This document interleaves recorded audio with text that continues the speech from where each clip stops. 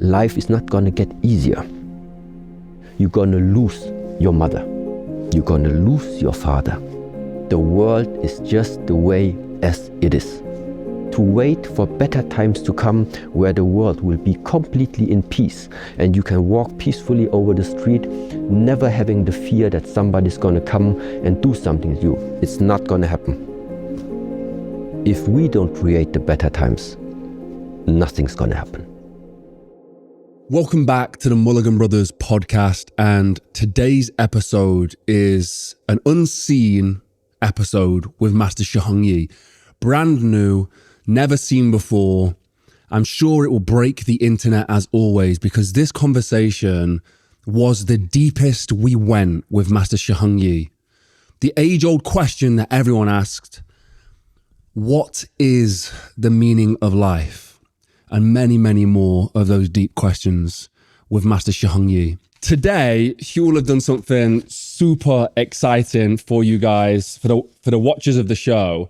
There is an exclusive offer using code Mulligan24 with the link in the description. So that's Mulligan24, link in the description, where you can get this product itself, Black Edition. I put way too much water in this, but you can get this product itself, and you get £10 off your first order or $15 off your first order if you're in the US. Use code Mulligan24. It's only available for the next 72 hours, and you can get it down below. So if you want to get that deal right now, exclusive, code Mulligan2424 at the end, link down below, £10 off or $15 off your first order. And I want to say a massive thank you to everybody for supporting me. I know a lot of you are aware that I'm doing the world's heaviest marathon later on this year to raise money for bereaved parents who have lost their children. We're trying to help raise money in my son's name, Jacob Mulligan Charity, to buy headstones for bereaved parents. And Brass Monkey, the ice bath company that we've worked with over the last year on many different projects, have donated one of their ice baths to me to raffle off for the charity. So if you want to enter the raffle for the £24,000 Ice Bath Plunge Pro, this is one of the most incredible machines in the world for ice baths. You can head to the link in the description where a £5 donation will get you one enter into the raffle, and all the money goes to the charity to help provide headstones for bereaved parents. So yeah, if you want to find out more, also head to the link in the description where there should be a GoFundMe link where you can click that and donate £5. Make sure you leave your name, and there's some terms and conditions on the page as well so you can find out more. Thank you, Brass Monkey, for doing this. If you want to find out more about Brass Monkey, there's also another link in the description. Guys, let's head into this amazing conversation with Master Shihong Yi that should open your mind to some of the most important questions in life. These questions we've been asked online, most people's life questions, these were the most popular and these came up over and over again. So it'll be really interesting to hear. And I'll start with the biggest one, which was, what is the meaning of life? So I think this question everybody personally has to answer for himself. What I think is not going to happen is that you will sit at home, meditate, or do whatever type of practice, and suddenly a sense of life comes flying or pops up, and you are going to grab it in any type of way. This is not going to happen. What I think this question relates to is, instead of waiting for something to come that you think is purposeful to live for, I rather prefer and would say that you find your place in this world and at the same time give your sense a life. Yeah? Give your life a sense. I mean, fill up your daily hours that you have available. Fill them up with something that you think this is worth living for, this is worth waking up for. So in that sense, what's the sense of life? It can be from all of us 8 billion people. Everybody can have a separate one. So I do not believe that there is like one answer where you would say to have a family is the sense of life. For some people, definitely. In the moment where they have newborn child, when they start to grow in the family, this is sometimes their purpose and they feel fulfillment. For other people, maybe it could be to build up a successful business. This can be something that is the main motivation, the main driver to keep somebody going and having this feeling to, I like to wake up and spend these hours that I have in front of me to do something. So give your life a sense. I would say this would bring it straight to the point. The next one, which we spoke about a lot last time, we spoke about the word fear. But how do you overcome fear? Good. So before I answer this question, how to overcome fear, I maybe have to just say what type of structure, what type of guideline I sometimes start to, let's say, share with people how to approach something that either gives you a positive emotion or that gives you a negative emotion. Regardless, we are dealing right now with that state. So either it is something which is maybe uplifting, but at the same time, it can also be something which, in terms of fear, is more or less closing something inside of you. And I think in one of these TEDx talks, I mentioned it already, that there is the method which is quite easy to remember, which is called RAIN. Yeah, R-A-I-N. So the R is standing for recognize. Whatever emotional state comes up, happiness, sadness, fear, depression, jealousy, RAIN. Number R, recognize. Recognize, first of all, what type of feeling is it that's coming up. That is the number R. The A is standing for acknowledge or accept. What it means is, if you are afraid, if there is fear, if there is jealousy, if there is anger, if there is something and you realize it about yourself, number one is you accept it. You say, yes, okay, at this moment I feel really angry. Yeah, I feel really sad. I feel the fear which is coming up. So that acknowledgement, meaning you try to stop yourself from trying to separate it. Because you can only adjust something if it is a part of you. That is a very important idea, also in the martial arts. Only if I have a connection with you, I can change something about you. Only if I have a connection to my emotion, to my state, only then I can change it.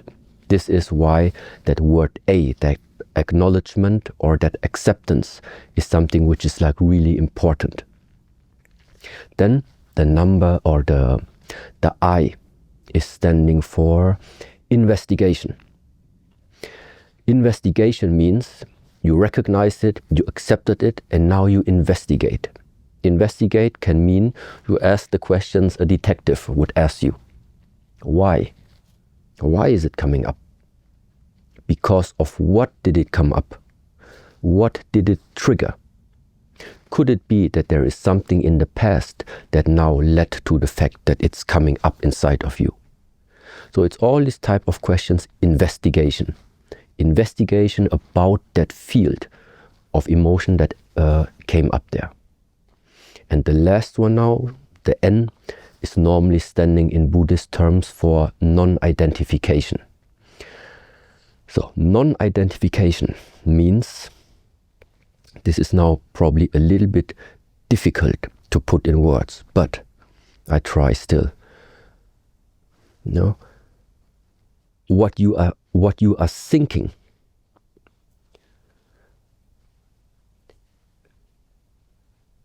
No, if you think something, you are able to recognize it. That means the thinking takes part in something. No, I make it different. If we go to the cinema, let's talk like this. If we go to the cinema and you watch an action movie, then you can see on the screen, you have on the screen the action images. Sometimes you go to the cinema, but on the screen you have a horror movie. So on the screen are running different images. But all these images are only possible to be seen because the background of the action movie and of the horror movie is the screen. If you take the screen away, it doesn't matter what image you are projecting, there is nothing that's able to project it. So that screen is the same like in the Chinese or in the Asian ways. We sometimes say the clouds, they are like the thoughts. But the thoughts, they can only appear, or the clouds can only appear because the underlying big is the sky. So there are the clouds within the sky. There are the images of the movie on the screen. And there are the emotions that come up on behalf of your perception that is existing. So that means what you have, what we all have, is we are able to perceive. And some people, based on something that is triggering them, sometimes they perceive the anger coming up. They perceive the sadness is coming up. So these emotional states, they can be perceived. If they can be perceived, then it means they are not you. Because you are the one who sees them. And non-identification means that you can witness for yourself that these things are like clouds that sometimes pop up in the sky. And just like every cloud ever on this earth, neither of these clouds ever stayed. It's only sometimes a sequence, an episode within your lifetime. And this idea of non-identification is something that is relating into this direction. Yeah, meaning that you understand, that you see why this fear came up, with what it is related to, and ultimately also see that there is no substance to it. That links onto the next question perfectly. This is more of a in the immediate, but it's the same thing. People want to know how to stop overthinking. How do they stop overthinking or ruminating on things? Mm-hmm. The easy answer would right now be learn how to meditate. Okay? But to really bring it into perspective right now, overthinking is either something inside of the mind is fluctuating all the time. There is too much input available and it's jumping from one to another. So in a way, there is that type of restlessness of the mind. It's continuously jumping, which means it's too much. So you're thinking about too many different things. This is one type of overthinking. Overthinking can also mean you only have one thing that is like keeping you busy, but you are turning it over and over again and never come to any type of conclusion. It's also a type of overthinking related to, let's say, one subject. So these are now simplified, the two problematic states. Problematic if you don't have the ability to switch it off if you want to switch it off. Yeah? If you have the ability to regulate this about yourself. So when you want to be focused, you can be focused. When you want to dream, you can dream. If you want to make your brainstorming, you can open up for brainstorming. If this is the range of adjustment you have about yourself, then it's not a problem.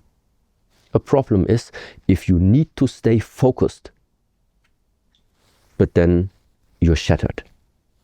These are the moments when it makes sense to learn methods, how to avoid that, or how to really focus when you need focus. Now, I wouldn't say that the right approach would be to state that focus is the only right way. No, we have focus in this life, which means there's a limited type of view you're putting yourself in, because this limited type of view it's the collection of awareness, it's the collection, the summary of intention into a specific spot that you want right now to make it grow faster or to develop faster. That's why we need focus. That all the energy is bundled into that one focus point. So you want to push something forward, you need focus. But how, amongst all this variety of options that we humans sometimes have, how do you know on what should I focus? Should I focus on the social media? Should I focus on my family? Should I focus on that business number 1? Or should I focus on business number 2? Should I focus on wife number 1 or wife number 2? Yeah, there's so many different options. And therefore, what you need is overview sometimes about your life. Overview, the wide view, the wide angle is different than focus. The focus is, I only watch you. I'm focused. But the more I get into that limited view, the more I will forget about she's sitting there, there's your brother, there are your friends. So what needs to be learned and is able to be developed is you have both sometimes at the same time. I know who is sitting where.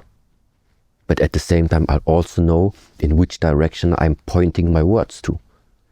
So that means on the one side, there is something open at this moment in time, but at the same time also, you have something focused. And to have and learn the ability to access this, let's say with your mind, to train your mind that he is always like in this category, because it's like you're driving the car. Of course, it matters what you're doing in regards to the steering. So it's like the direct focused interaction.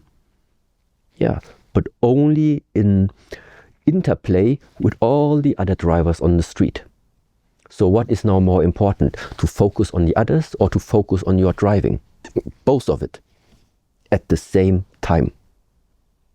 Only this focus and the openness at the same time.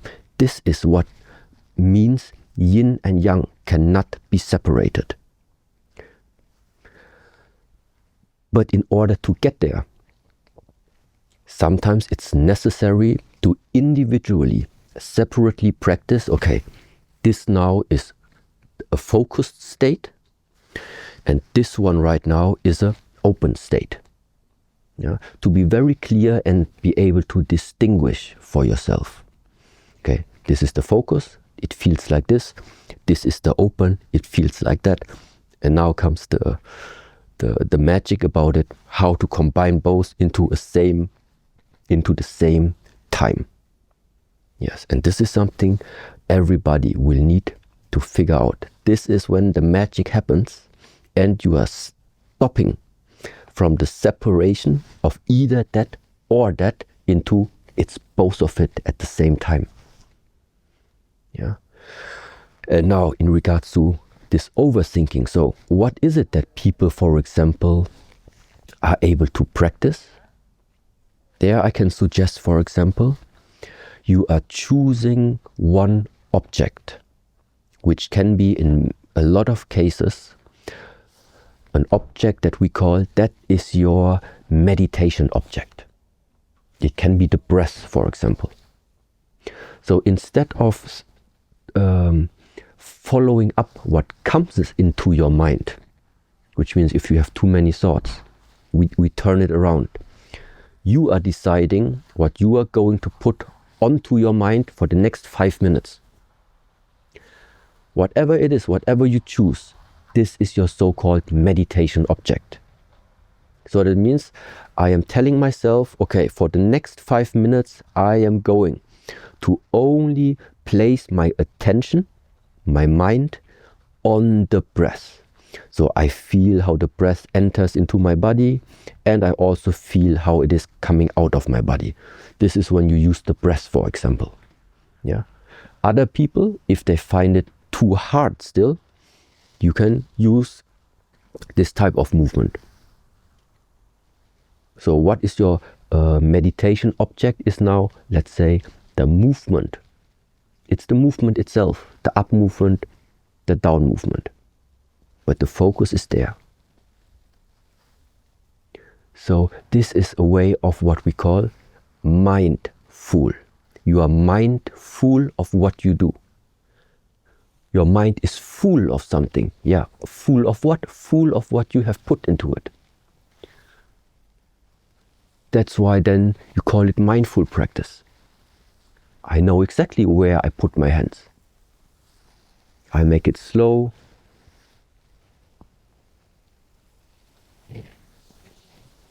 It doesn't really matter what type of movement it is.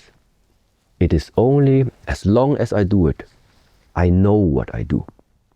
So I don't leave, let's say, these movements right now to coincidence. No, you learn for 2 minutes, 3 minutes to take something in full responsibility and awareness of what you are able to concentrate on. And this is a so-called, we sometimes also call them mind exercising or mind development practices. Because it's not about the movement itself. To just do this movement, it's not going to bring you too much benefit, let's say, physically. Right now, not yet. But this is, this slow movement and all of that, that is there for you to first of all learn to focus the mind. Learn to focus the mind. This number one. And afterwards, after you realize, okay, actually right now, I can feel that in the moment where I start to have conversations with people, you know when you are present or not. Yeah, you are starting to feel that, okay, now my awareness is not with you, it's gone. No? And then you feel what is the difference between now I'm mindful, now I'm not mindful. Because this ability to distinguish is therefore so essential, because if there is something that we humans can do about our life, then it can only be done while you are mindful. If you don't know you have a problem, you can't solve it. And that's it. So the whole point of why is there so much this emphasis on mindfulness? Yeah, why should I know what I do? Because if you don't know what you do, your life is a coincidence. And that's not what it's supposed to be. It is supposed to be what you put onto your mind, what you want to see yourself, the way how you want to see yourself, what you want to achieve in this lifetime. It should be possible. But only if with the allowance of what has been given into your own hands, if you also use this chance. And like I said in our in the first time that we were meeting, I strongly think and believe that we all have something that comes from us, that we have in our hands. And if that potential that we have in our hands is merged with our awareness and with our action, and then at the same time also is combined with the will of God or the will of the destiny or destiny itself, then it's going to happen. But if you put something onto the mind which is not in harmony with the will of the nature, with the will of God, with the destiny, you can try as much as you want. It's not going to happen. So, what is this discovery once again about? Discover your place in this hugeness and submit. But submit doesn't mean it's bad. It means that it's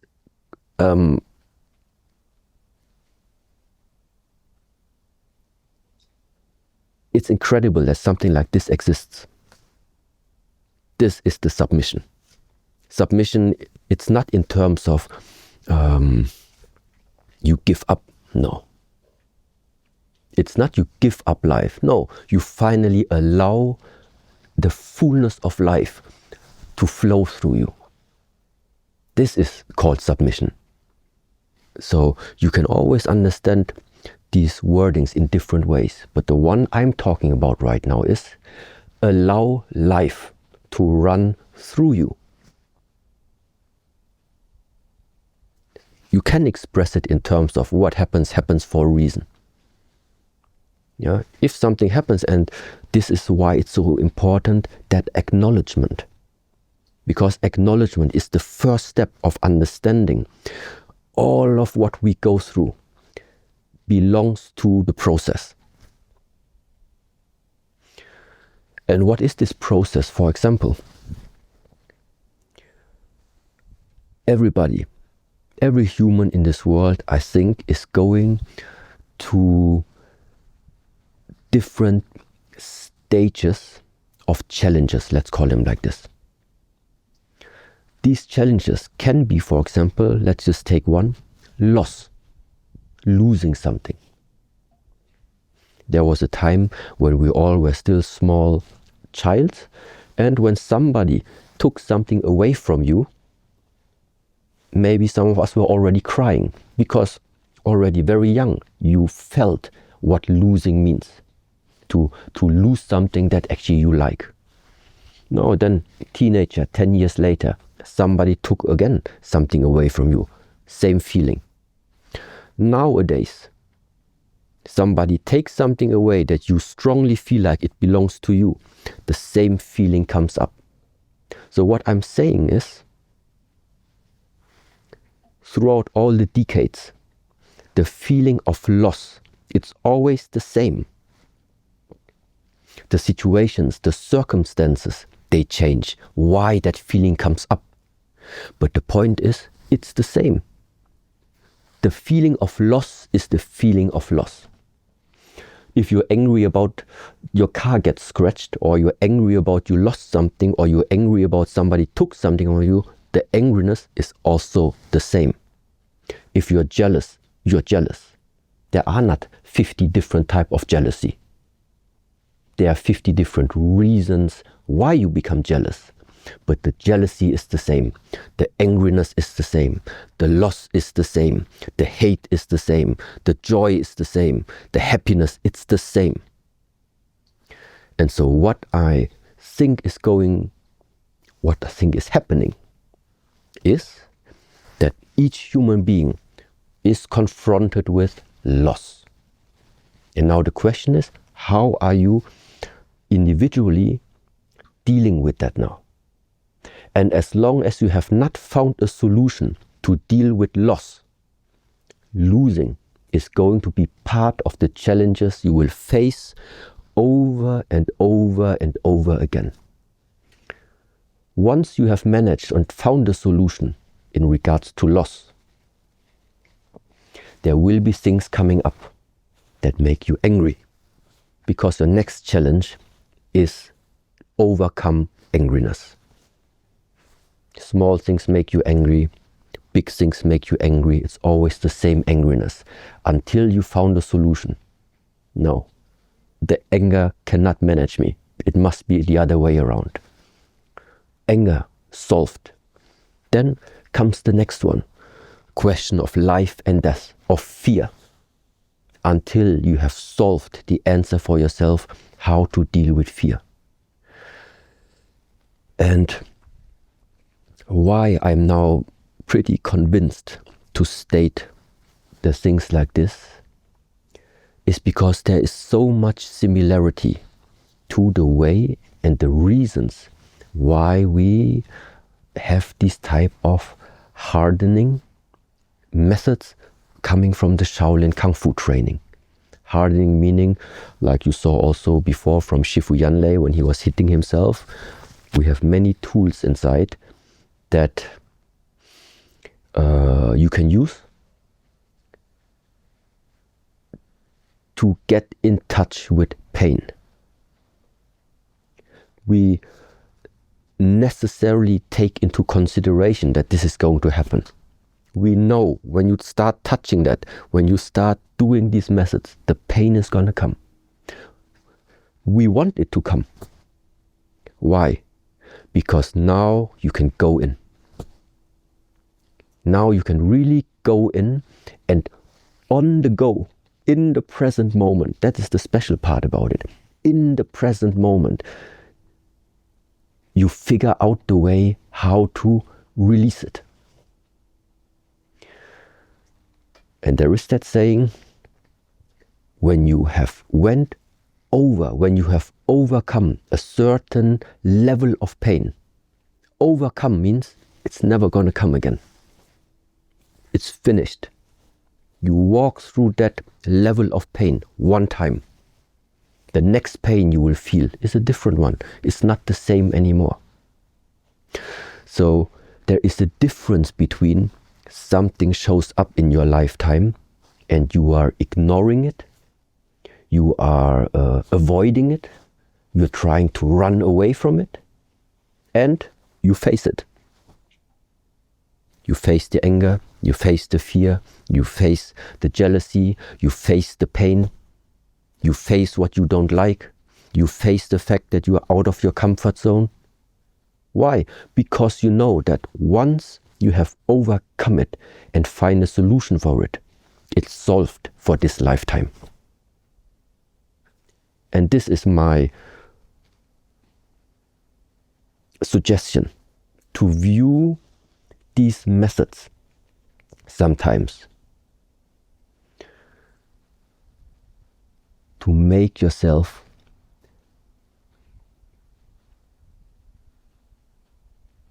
life, there's that nice saying, life is not going to get easier. It's just that your mind and your body become more resistant, more strong. Same situation, more relaxed. Why? Because you finally start to find a solution that is within your reach, within your hands. And I think the great part for me personally, why I'm still after so many years like this approach about the physical practice combined with the spiritual mental development like in the Shaolin Temple, is because there are many institutions, many philosophies that talk about overcome the suffering, ending the suffering. But end the suffering. But overcome the suffering, that gives now for me perspective. Overcome the suffering means it's going to be there. You're going to lose your mother. You're going to lose your father. You're going to lose animals and humans that you love. It's going to happen. You're going to lose money, and at the same time, people are also going to hurt you even though you don't even know what you did wrong. Things like this are going to happen in this lifetime. To wait for better times to come where the world will be completely in peace and you can walk peacefully over the street, never having the fear that somebody's going to come and do something to you. It's not going to happen. Because the world is just the way as it is. But knowing this, preparing yourself, learning the right ways or useful ways that are developing yourself physically and mentally to be able to walk through this lifetime. That's possible. That is something that is available to us. It's just you need to get rid of those fantasies that better times are going to come. If we don't create the better times, nothing's going to happen. So, one thing we get a lot of comments about is ego. It's, spoken about very negatively. And a lot of people are asking, how do they overcome their ego? I'm just wondering what your opinion is on it and what you have to say about it. The way how I understand ego, and if I hear these words, it's for me very close related to identification. If there's nothing you are identifying yourself with, I think it's difficult that somehow an ego starts to arise from it. So ego and self-identification, or any type of identification, are closely related. So now I take me as an example. Let's just imagine I take off this robe. I put on my nicest jogging suit, or not nice, doesn't matter. And in that training suit, I do the average type of talks. Okay, I let my hair grow a little bit longer. The point is, nobody would even listen. People initially start to listen more carefully if I come like this. If I wear a robe, and if I'm fulfilling some type of image that people have about what they either call a master or a monk or whatever it is. So wearing these robes, wearing these accessories here, having this type of haircut, having a certain vocabulary that I'm talking in, this is for me also the pure expression of ego. It's the pure expression of something that is like, that I'm identifying myself in. Now the thing is, what do you want to do the whole day long if you have nothing that you are identifying yourself with? Then it's like you are love and air. There's no identification. You're completely free and open. You have no form. Yeah, identification means something has started to shape a form. And for me, once again, we are living in a world based off form and formlessness. We have form and formlessness. We have things you can grasp and see with the eyes, and we have things that are invisible to the eye. Both of these aspects exists in this type of world, in that existence that we are in right now. So for me, it's not about getting rid of the ego. For me, there are 2 points to watch out here. Number one is, in that process of identification, in the choice that you have done for yourself as what you would like to express yourself, identify yourself, for what are you using this ego? Now, I have decided I want to become a Shaolin master. I dress as a Shaolin master. My daily life is filled with stuff that Shaolin is normally known for. From morning till evening, everything for me is about Shaolin. So for what do I use this now for? I use it for because I think that this image, the world out there,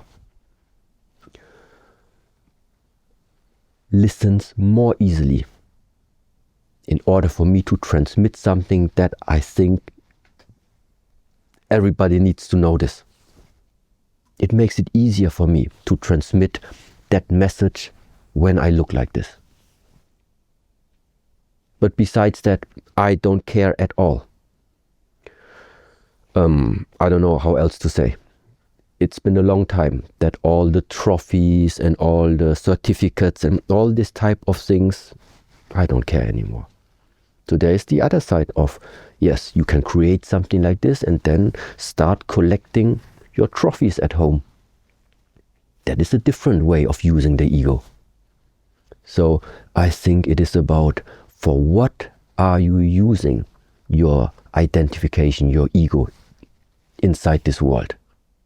That is the question.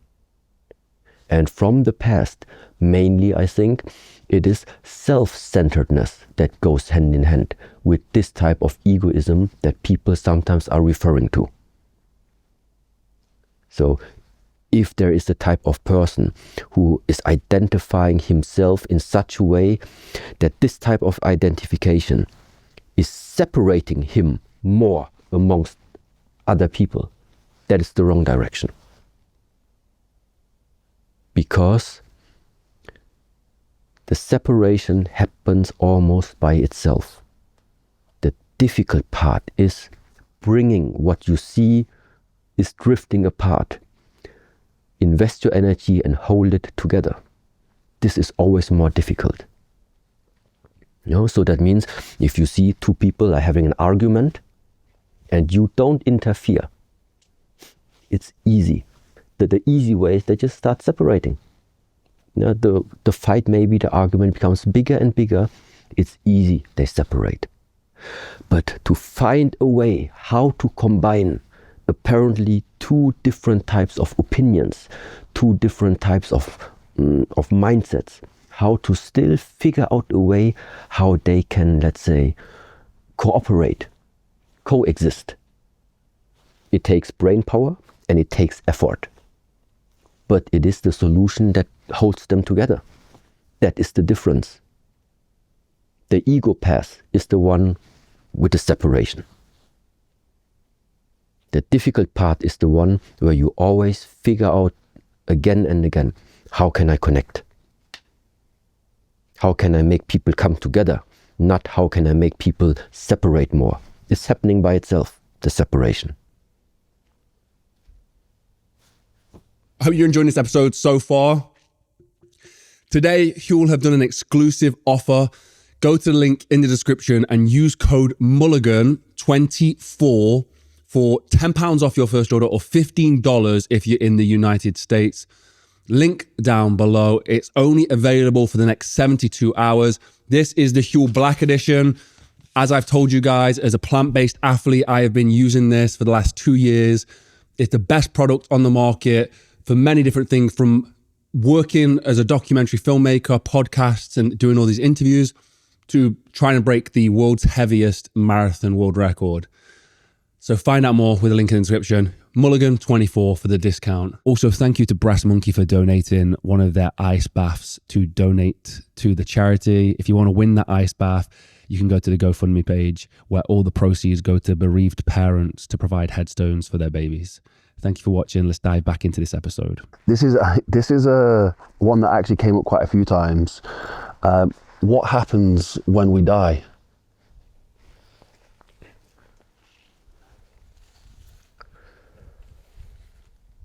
I don't know what's happening with each individual.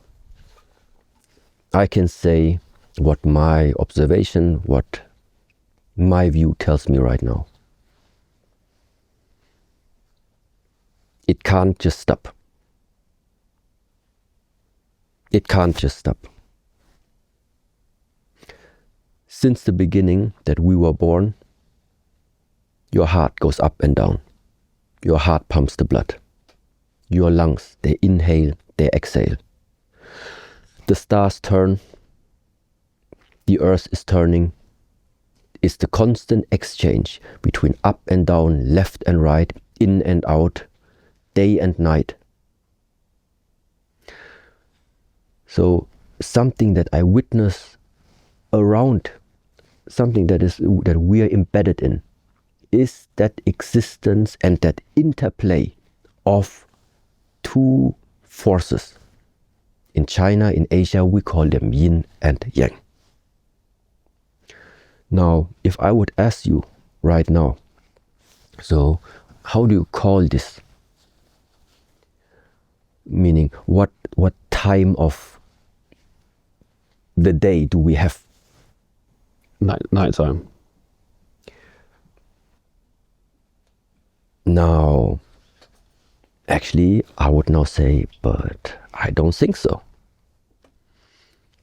It is nighttime because we are sitting right now here in Otterberg and are localized and are answering from our perspective being here. But let's say the real answer would be, it's day and night at the same time. It's based on from which perspective are you talking about. Now the funny part is, it has always been like this. But things seem different for us. We think that right now we are alive. Right now this is life. We are alive. Later, hopefully 50 years later, then comes death. So what is it that we are, let's say, thinking that life and death is something which happens chronologically, one after another? Who is saying, and it happened many times in the past, that life and death, both of them, is here right now? In the media, every day it happens. People die from one second to another, out of whatever reason. It's unlikely things can fall from the sky right onto you. It's also finished. The point is how we come up with the idea that death would be something that comes way after. So one way how I took this thinking process out for myself and what it means for me is, automatically when some thought like this gets really deep into you, what automatically happens is you appreciate the lifetime right now more, and you are more careful about what you do. Those two things automatically start to arise in the moment this thought enters into your flesh and blood. Yeah. So, and therefore, I prefer to not even think in these terms of death comes later, what comes later. I focus on what I can do right now with what has been given to me. This is what matters to me. Because what should I say? I think it's not going to happen if you have a person who during the lifetime is used to waste a lot of energy, waste a lot of lifetime. Even if you give him an afterlife, it's going to be the same. Because why else? From where should this switch of mentality suddenly come? So waiting for better times to come, that you change something about you, is not going to happen. It's an illusion you might think you're putting yourself into. You want to bring out something good, something, the better version about yourself. It's not going to happen in the next life. What you do right now, this is what you take to whatever gonna come afterwards. And this is now really also the reason why there are existing so-called Qigong methods, energy cultivation methods, aiming in exactly that. How I express this.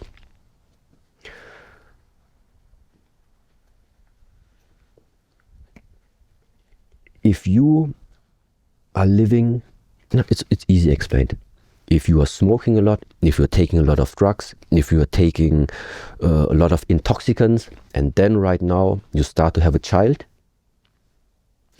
your child gets part of this information that you have embedded first of all into your body.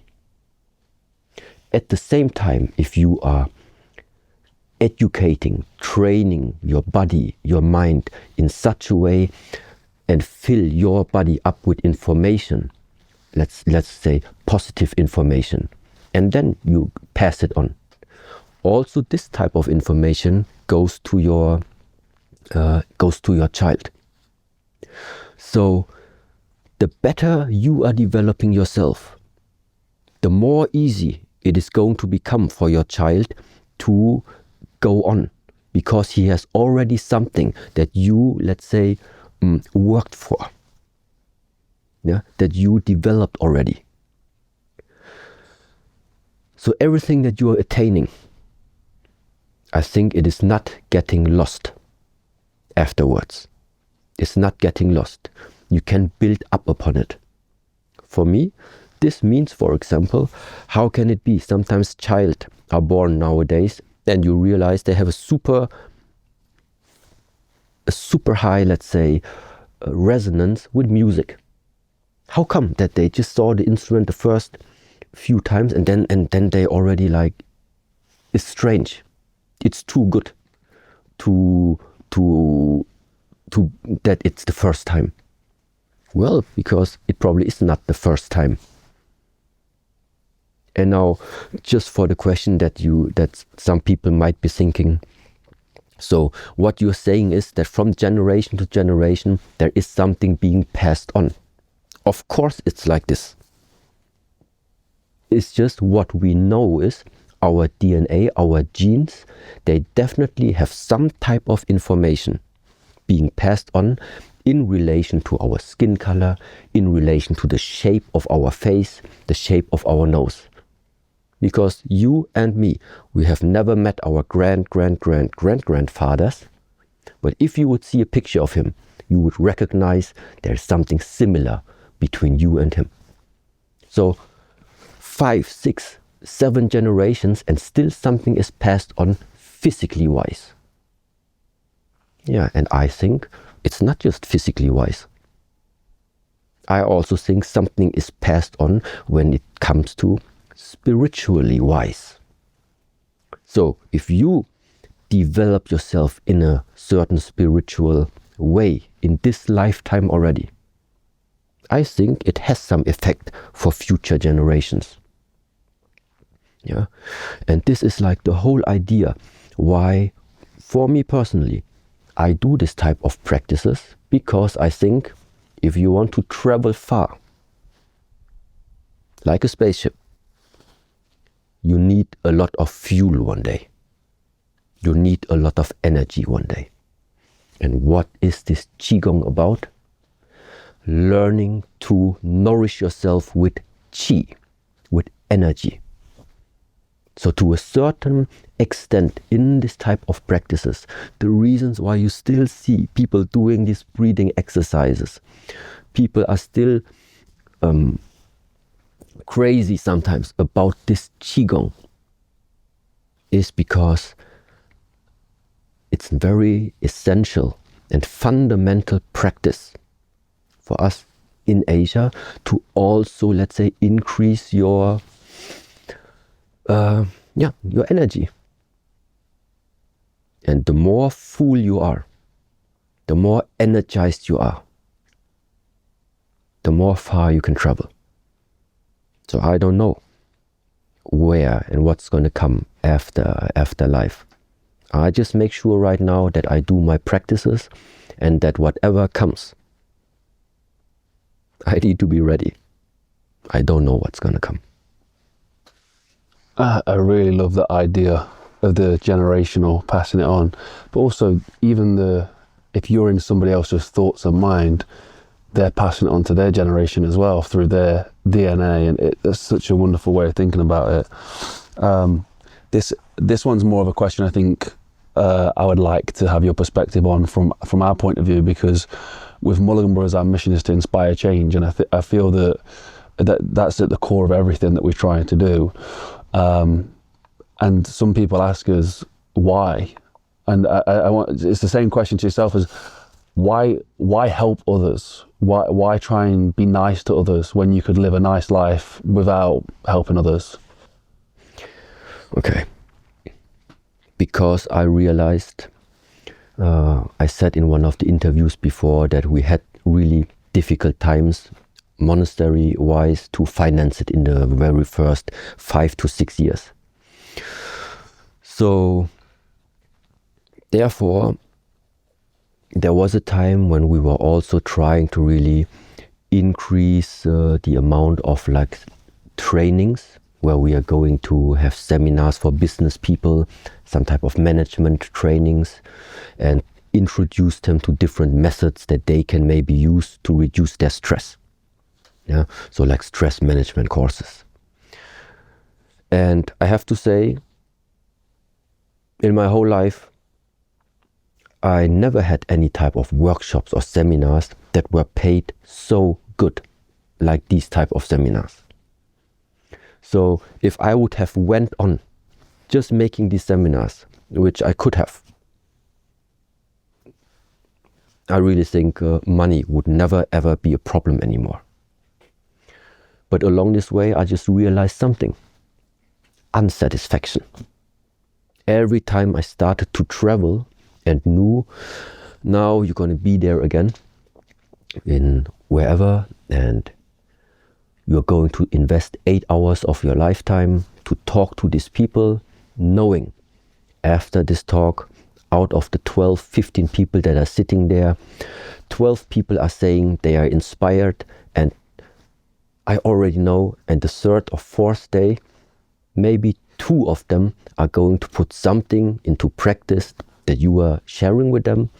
And after 1 month, maybe, hopefully, 1 person is still remaining who is taking some benefit from that amount of time that has been invested.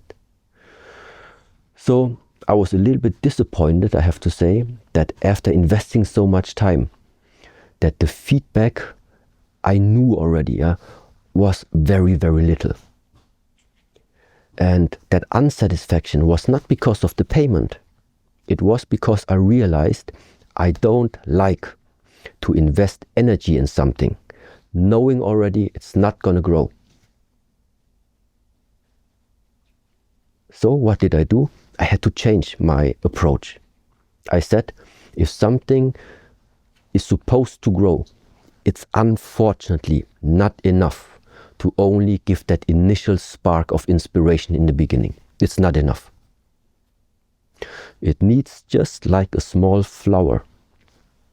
You plant the seed and you give water and sunlight on a regular basis. This is more that is going to lead to some type of growth. And this is why all the type of engagements that we meanwhile have, none of them is made for first time. Because first time is never enough. Only when people stay with something, only if you a little bit take care of them, and let's say let's say you take them on the hand and take them with you. So you are along their footsteps, walking next to them. This is something where then you can witness their growth.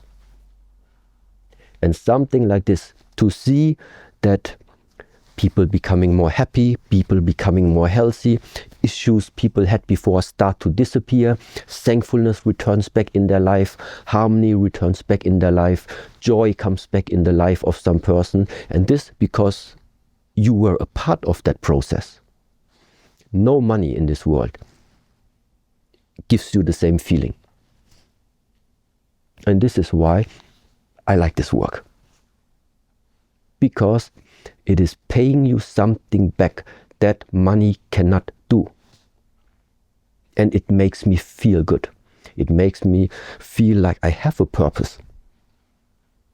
I know that after witnessing such days, it's not a wasted day for me.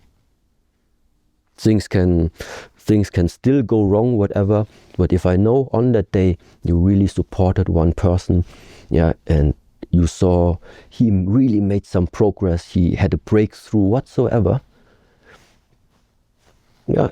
it's good. I feel good.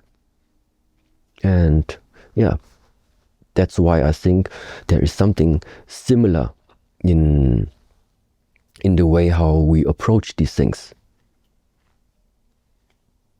And this is just, like I also mentioned before, doing or experiencing these type of things is the only way to get to answers. How do we find peace? Yes, sir.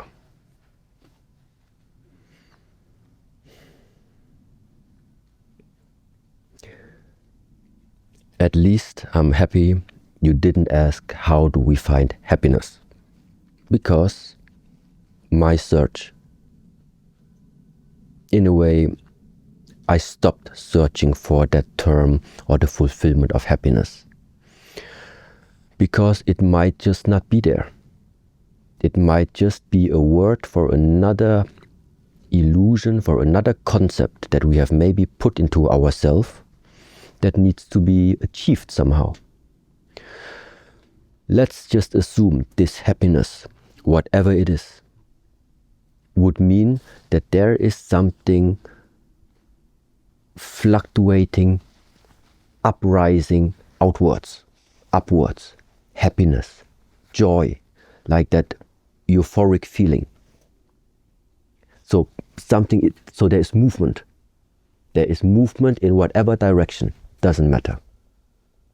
Wherever you have movement, you always have counter movement. It is that picture if you have a lake, an ocean, and that ocean is still, or that water is standing still. If you start to tap on it, you will have up ripples and down ripples. If you don't want to have ripples, you cannot touch it. So, and very similar, it is now with that idea of, if you think happiness is something which is uprising, then it just means in the moment you feel that uprising, sooner or later you will feel its counterforce, which is the decline of something. So no, happiness is not what we're looking for. But peace is something different. Peace for me is, there is something unmovable, unshakable inside of you, regardless of the circumstances. So you found a place that you can, let's say, mentally go to, where you feel there is nothing fluctuating, regardless of what's happening out there. Because you found something about you. You found something that nothing can be added to it because it's complete already, and nothing can be taken away from it because there's nothing you can lose. If something like this starts to arise in the way of your perception, I think that is a state which is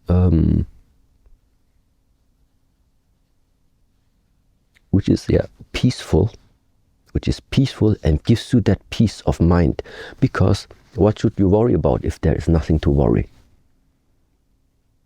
Of course, now many people will say, yeah, but I have a child that I need to take care of. This is at the moment not the level that I mean. It's something different. It's a very deep level of feeling. You know it can't go wrong. Does it make sense?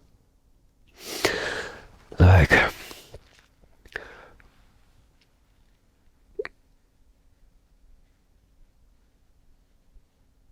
there is no fear.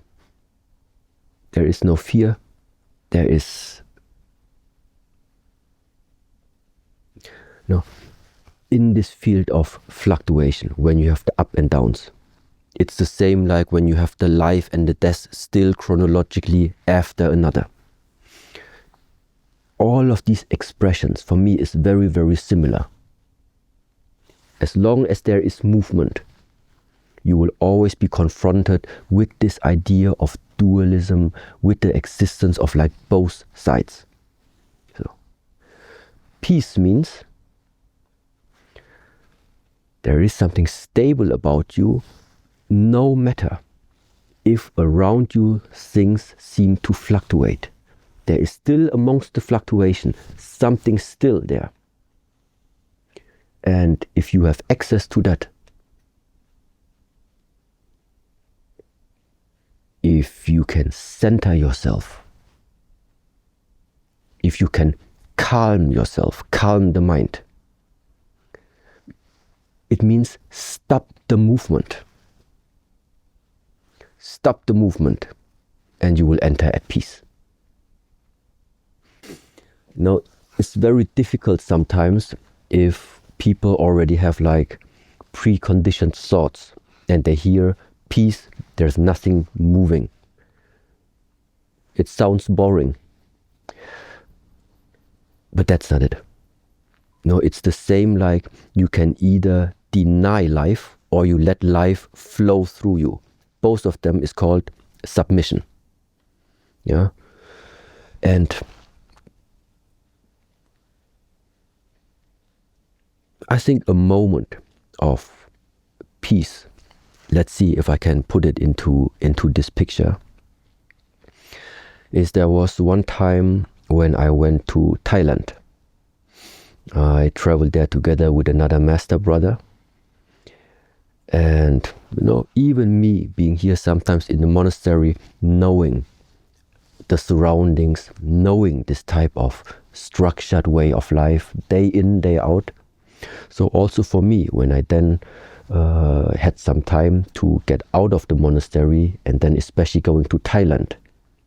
Thailand sometimes translated also means free land. That Thai is like a free. And the reason is because it feels like this over there, just by the circumstances, make it easy for you to somehow have that feeling that you're in a land where you can actually quite do a lot of things as long as you abide to the rules without harming anyone. But one of these moments was that I sometimes like to ride motorcycle. So over in Thailand, I also had like a scooter that I rented. And now just imagine you are like driving with a scooter through a jungle, like really nice roads, really epic scenery.